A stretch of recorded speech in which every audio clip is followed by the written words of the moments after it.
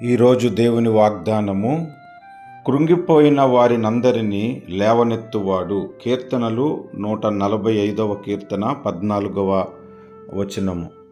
ఏ విషయములో మనము కృంగిపోయినా సరే, అది ఆర్థిక విషయంలోనైనా, అనారోగ్య విషయంలోనైనా, కుటుంబ సమస్యలలోనైనా, ఎటువంటి సమస్యలలోనైనా నీవు కృంగిపోయి ఉంటే ప్రభువు ఆ కృంగిపోయిన స్థితి నుండి నిన్ను పైకి లేవనెత్తుతానని ఈ దినమందు వాగ్దానం చేస్తూ ఉన్నాడు.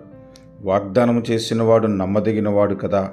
ఖచ్చితంగా ఆ కృంగిన స్థితిలో నుంచి మనలను లేవనెత్తు దేవునికి విజ్ఞాపన చేద్దాము, మొర్రపెడదాము, అడుక్కుందాము. దేవుడు మనకి సహాయము చేయునుగాక. ప్రార్థన.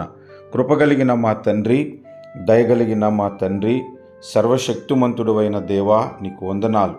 కృంగిన ఈ స్థితి నుండి మమ్మలను పైకి లేవనెత్తండి. మా అప్పుల సమస్యల నుండి, అనారోగ్య సమస్యల నుండి, ప్రతి విధమైన కుటుంబ సమస్యల నుండి, ఎటువంటి సమస్య అయినా ఆ సమస్యల నుండి మమ్మలను పైకి లేవనెత్తవాడువని నిన్ను స్తుతిస్తున్నాను. కార్యము సఫలము చేసి మమ్మలను దీవించమని యేసు నామమున ప్రార్థిస్తున్నాము పరమ తండ్రి. ఆమేన్.